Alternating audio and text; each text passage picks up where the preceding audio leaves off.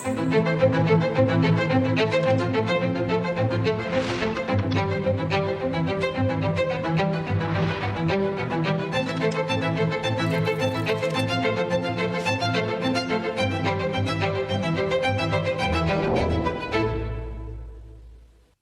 प्यारे देशवासियों, नमस्कार। साल 2026 का यह पहला मन की बात है। कल 26 जनवरी को हम सभी गणतंत्र दिवस का पर्व मनाएंगे। इसी दिन हमारा संविधान लागू हुआ था। 26 जनवरी का ये दिन हमें अपने संविधान निर्माताओं को नमन करने का अवसर देता है। आज 25 जनवरी का दिन भी बहुत अहम है। आज नेशनल वोटर्स डे है, मतदाता दिवस है। मतदाता ही लोकतंत्र की आत्मा होता है। साथियों, आमतौर पर जब कोई 18 साल का हो जाता है, मतदाता बन जाता है, तो उसे जीवन का एक सामान्य पड़ाव समझा जाता है। लेकिन दरअसल ये अवसर किसी भी भारतीय के जीवन का बहुत बड़ा माइलस्टोन होता है। इसलिए बहुत जरूरी है कि हम देश में वोटर बनने का, मतदाता बनने का उत्सव मनाएं। जैसे हम जन्मदिन पर शुभकामनाएं देते हैं और उसे सेलिब्रेट करते हैं, ठीक वैसे ही जब भी कोई युवा पहली बार मतदाता बने तो पूरा मोहल्ला, गांव या फिर शहर एकजुट होकर उसका अभिनंदन करें और मिठाइयां बांटी जाए। इससे लोगों में वोटिंग के प्रति जागरूकता बढ़ेगी। इसके साथ ही यह भावना और सशक्त होगी कि एक वोटर होना कितना मायने रखता है।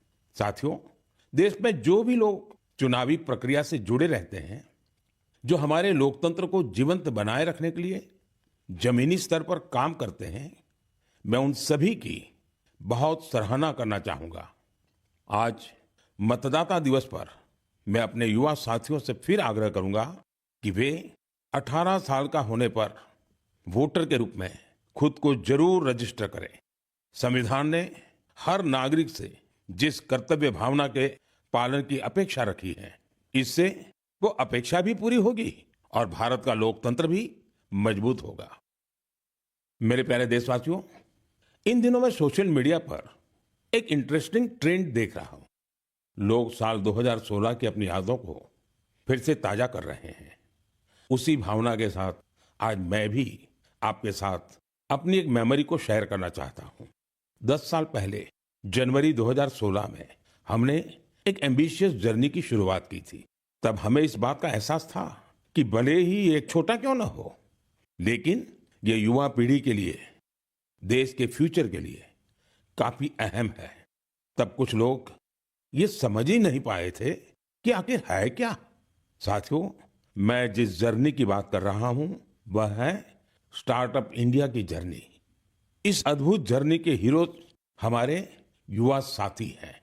अपने कंफर्ट जोन से बाहर निकलकर उन्होंने जो इनोवेशन किए वो इतिहास में दर्ज हो रहे हैं। साथियों, भारत में आज दुनिया का तीसरा सबसे बड़ा स्टार्टअप इकोसिस्टम बन चुका है। ये स्टार्टअप्स लीक से हटके हैं। आज वे ऐसे सेक्टर्स में काम कर रहे हैं जिनके बारे में 10 साल पहले तक कल्पना भी नहीं की जा सकती थी। AI, space, nuclear energy, semiconductors, mobility, green hydrogen, biotechnology, आप नाम लीजिए और कोई ना कोई भारतीय स्टार्टअप उस सेक्टर में काम करते हुए दिख जाएगा। मैं अपने उन सभी युवा साथियों को सैल्यूट करता हूं जो किसी ना किसी स्टार्टअप से जुड़े हैं या फिर अपना स्टार्टअप शुरू करना चाहते हैं। साथियों, आज मन की बात के माध्यम से मैं देशवासियों, विशेषकर इंडस्ट्री और स्टार्टअप से जुड़े युवाओं से एक आग्रह जरूर करना चाहता हूं। भारत की इकोनॉमी तेजी से आगे बढ़ रही है। भारत पर दुनिया की नजरें हैं। ऐसे समय में हम सब पर एक बहुत बड़ी जिम्मेदारी भी है। वो जिम्मेदारी है क्वालिटी पर जोर देने की। होती है, चलती है, चल जाएगा, ये युग चला गया। आइए इस वर्ष हम पूरी ताकत से क्वालिटी को प्राथमिकता दें। हम सबका एक ही मंत्र हो, क्वालिटी, क्वालिटी और सिर्फ क्वालिटी। कल से आज बेहतर क्वालिटी। हम जो भी मैन्युफैक्चर कर रहे हैं उसकी क्वालिटी को बेहतर बनाने का संकल्प लें। चाहे हमारे टेक्सटाइल हो, टेक्नोलॉजी हो या फिर electronics, even packaging. Indian product का मतलब ही बन जाए टॉप क्वालिटी। आइए एक्सीलेंस को हम अपना बेंचमार्क बनाएं। हम संकल्प लें, क्वालिटी में न कोई कमी होगी, न क्वालिटी से कोई समझौता होगा। और मैंने तो लाल किले से कहा था, जीरो डिफेक्ट, जीरो इफेक्ट। ऐसा करके ही हम विकसित भारत की यात्रा को तेजी से आगे ले जा पाएंगे। मेरे प्यारे देशवासियों, हमारे देश के लोग बहुत इनोवेटिव है। समस्याओं का समाधान ढूंढना हमारे देशवासियों के स्वभाव में है। कुछ लोग ये काम स्टार्टअप्स के जरिए करते हैं, तो कुछ लोग समाज की सामूहिक शक्ति से रास्ता निकालने का प्रयास करते हैं। ऐसा ही एक प्रयास उत्तर प्रदेश के आजमगढ़ में सामने आया है। यहां से होकर गुजरने वाली तमसा नदी को लोगों ने नया जीवन दिया है। तमसा केवल एक नदी नहीं, बल्कि हमारी सांस्कृतिक और आध्यात्मिक विरासत की सजीव धारा है। अयोध्या से निकलकर गंगा में समाहित होने वाली यह नदी कभी इस क्षेत्र के लोगों के जनजीवन की धुरी हुआ करती थी, लेकिन प्रदूषण की वजह से इसकी अविरल धारा में रुकावट आने लगी थी। गाद, कूड़ा कचरा और गंदगी ने इस नदी के प्रवाह को रोक दिया था। इसके बाद यहाँ के लोगों ने इसे एक नया जीवन देने का अभियान शुरू किया। नदी की सफाई की गई और उसके किनारों पर छायादार, फलदार पेड़ लगाए गए। स्थानीय लोग कर्तव्य भावना से इस काम में जुटे और सबके प्रयास से नदी का पुनरुद्धार हो गया। साथियों, जन भागीदारी का ऐसा ही प्रयास आंध्र प्रदेश के अनंतपुर में भी देखने को मिला है। यह वह क्षेत्र है जो सूखे की गंभीर समस्या से जूझता रहा है। यहाँ की मिट्टी लाल और बलुई है। यही वजह है कि लोगों को पानी की कमी का सामना करना पड़ता है। यहाँ के कई क्षेत्रों में लंबे समय तक बारिश नहीं होती है। कई बार तो लोग अनंतपुर की तुलना रेगिस्तान में सूखे की स्थिति से भी कर देते हैं। साथियों, इस समस्या के समाधान के लिए स्थानीय लोगों ने जलाशयों को साफ करने का संकल्प लिया। फिर प्रशासन के सहयोग से यहाँ अनंत नीरू संरक्षणम प्रोजेक्ट, इसकी शुरुआत हुई। इस प्रयास के तहत 10 से अधिक जलाशयों को जीवनदान मिला है। उन जलाशयों में अब पानी भरने लगा है। इसके साथ ही 7,000 से अधिक पेड़ भी लगाए गए हैं। यानी अनंतपुर में जल संरक्षण के साथ साथ ग्रीन कवर भी बढ़ा है। यहाँ बच्चे अब तैराकी का आनंद भी ले सकते हैं। एक प्रकार से कहें तो यहाँ का पूरा इकोसिस्टम फिर से निखर उठा है। साथियों, आजमगढ़ हो, अनंतपुर हो या फिर देश की कोई और जगह, ये देखकर खुशी होती है कि लोग एकजुट होकर कर्तव्य भाव से बड़े संकल्प सिद्ध कर रहे हैं।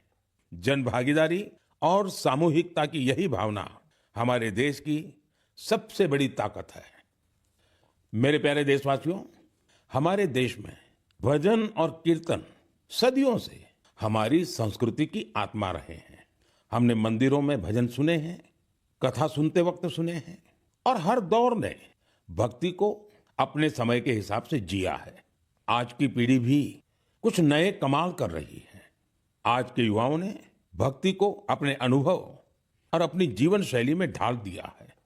इसी सोच से एक नया सांस्कृतिक चलन उभर कर सामने आया है।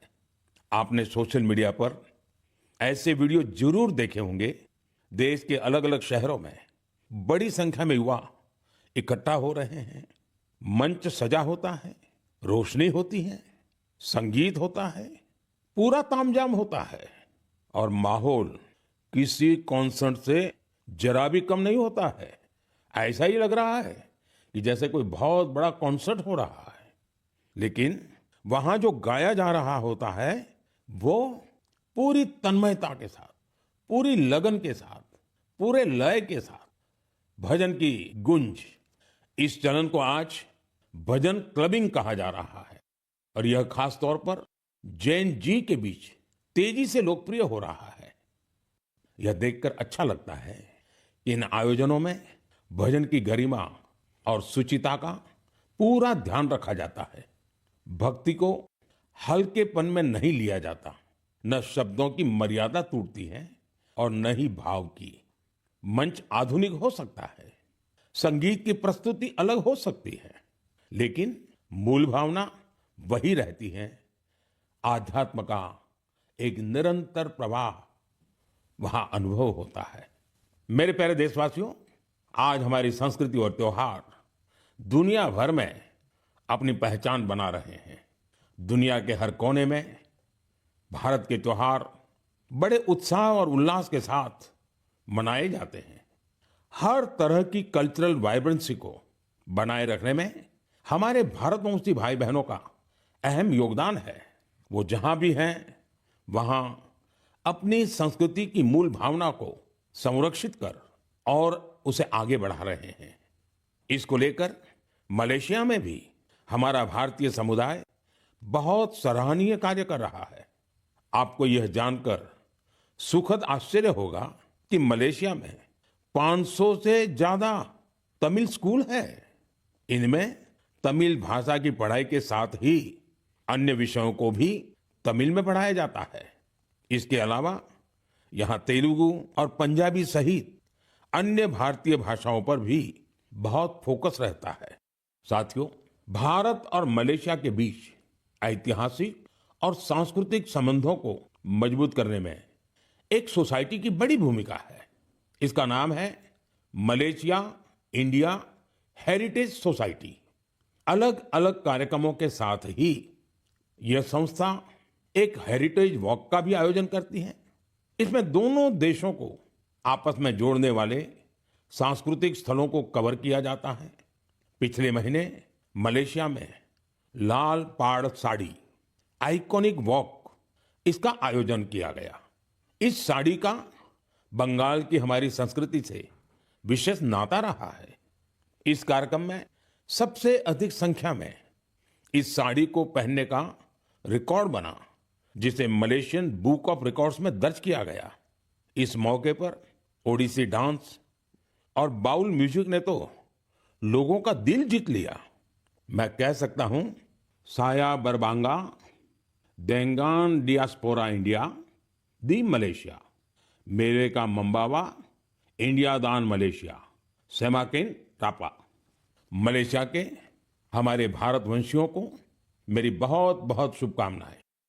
मेरे प्यारे देशवासियों, हम भारत के किसी भी हिस्से में चले जाएं, वहां हमें कुछ न कुछ असाधारण, अभूतपूर्व होते हुए जरूर दिख जाता है। कई बार मीडिया की चकाचौंध में ये बातें जगह नहीं बना पाती, लेकिन इनसे पता चलता है कि हमारे समाज की असली शक्ति क्या है।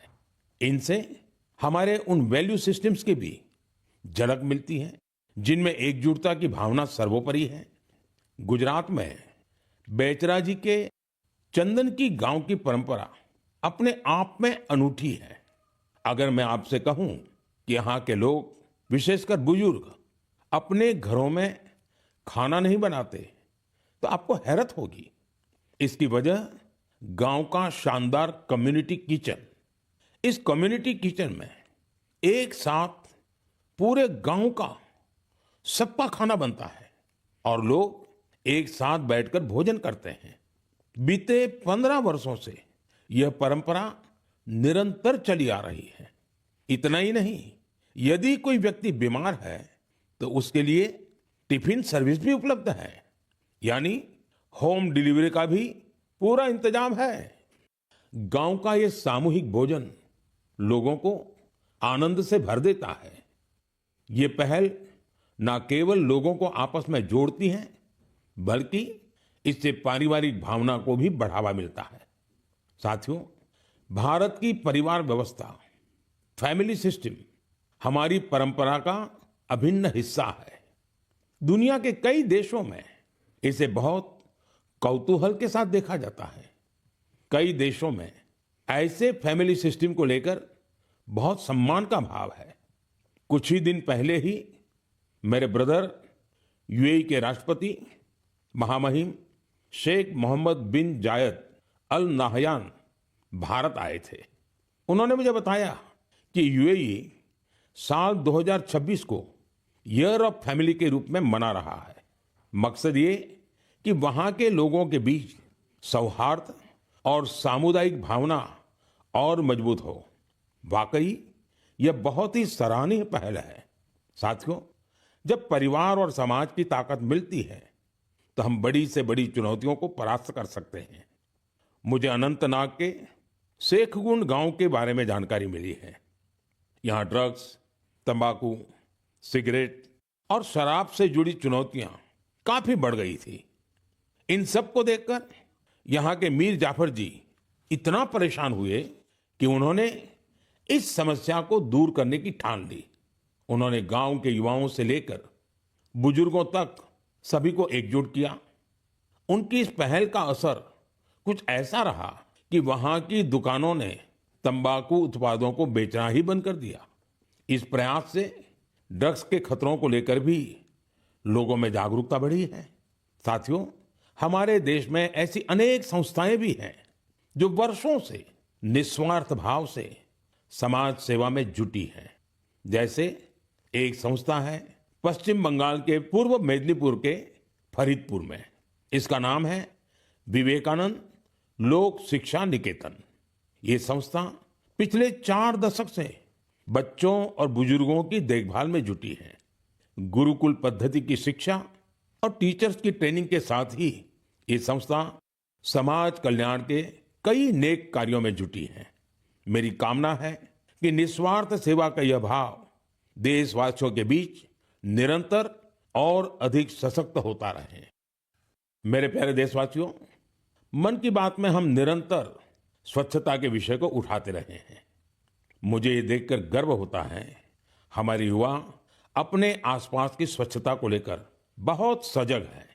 अरुणाचल प्रदेश में हुए एक ऐसे ही अनूठे प्रयास के बारे में मुझे जानकारी मिली है। अरुणाचल वो धरती है जहां देश में सबसे पहले सूर्य की किरणें पहुंचती हैं। यहां लोग जय हिंद कहकर एक दूसरे का अभिवादन करते हैं। यहां ईटानगर में युवाओं का समूह उन हिस्सों की सफाई के लिए एकजुट हुआ जिन पर ज्यादा ध्यान देने की जरूरत थी। इन युवाओं ने अलग अलग शहरों में सार्वजनिक स्थलों की साफ सफाई को अपना मिशन बना लिया। इसके बाद ईटानगर, नाहरलागुन, दोईमुख, सेप्पा, पालिन और पासीघाट, वहां भी ये अभियान चलाया गया। ये युवा अब तक करीब 11 लाख किलो से अधिक कचरे की सफाई कर चुके हैं।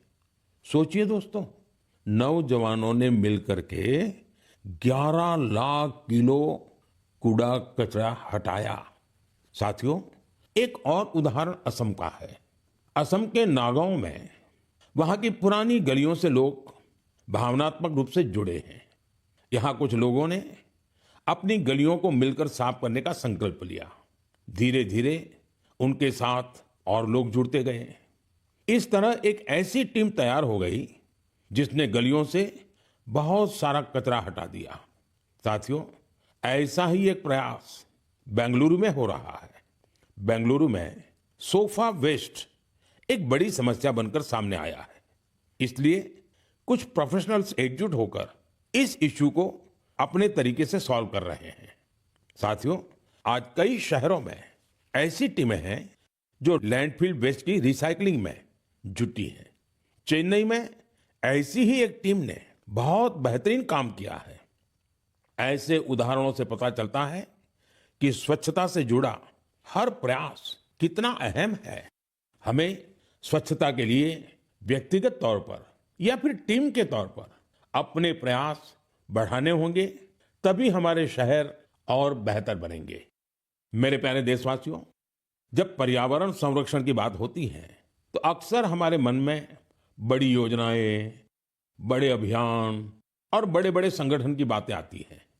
लेकिन कई बार बदलाव की शुरुआत बहुत साधारण तरीके से होती है। एक व्यक्ति से, एक इलाके से, एक कदम से और लगातार की गई छोटी-छोटी कोशिशों से भी बड़े बदलाव आते हैं। पश्चिम बंगाल के कुछ बिहार के रहने वाले बेनोय दास जी का प्रयास इसी का उदाहरण है। पिछले कई वर्षों से उन्होंने अपने जिले को हरा भरा बनाने का काम अकेले दम पर किया है। बेनोय दास जी ने हजारों पेड़ लगाए हैं। कई बार पौधे खरीदने से लेकर उन्हें लगाने और देखभाल करने के सारा खर्च खुद ने उठाया है। जहां जरूरत पड़ी वहां स्थानीय लोगों, छात्रों और नगर निकायों के साथ मिलकर काम किया। उनके प्रयासों से सड़कों के किनारे हरियाली और बढ़ गई है। साथियों, मध्य प्रदेश में पन्ना जिले के जगदीश प्रसाद आहिरवार जी, उनका प्रयास भी बहुत ही सराहनीय है। वो जंगल में बीट गार्ड के रूप में अपनी सेवाएं देते हैं। एक बार गश्त के दौरान उन्होंने महसूस किया कि जंगल में मौजूद कई औषधीय पौधों की जानकारी कहीं भी व्यवस्थित रूप से दर्ज नहीं है। जगदीश जी ये जानकारी अगली पीढ़ी तक पहुंचाना चाहते थे। इसलिए उन्होंने औषधीय पौधों की पहचान करना और उनका रिकॉर्ड बनाना शुरू किया। उन्होंने 125 से ज्यादा औषधीय पौधों की पहचान की।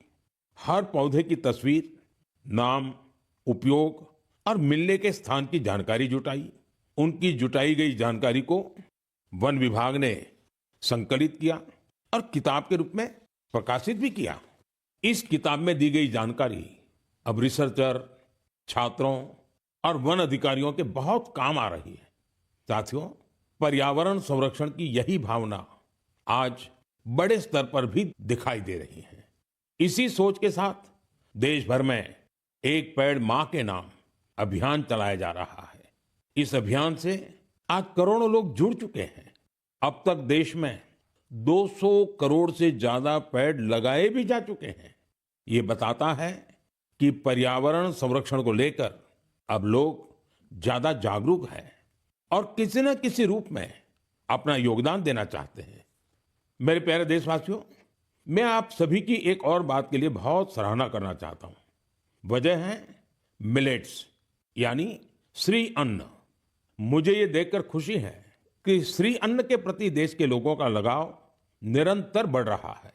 वैसे तो हमने 2023 को मिलेट ईयर घोषित किया था, लेकिन आज 3 साल बाद भी इसको लेकर देश और दुनिया में जो पैशन और कमिटमेंट है वो बहुत उत्साहित करने वाला है। साथियों, तमिलनाडु के कल्लकुरिची जिले में महिला किसानों का एक समूह प्रेरणा स्रोत बन गया है। यहाँ के पेरिया पालयम मिलेट एफपीसी से लगभग 800 महिला किसान जुड़ी हैं।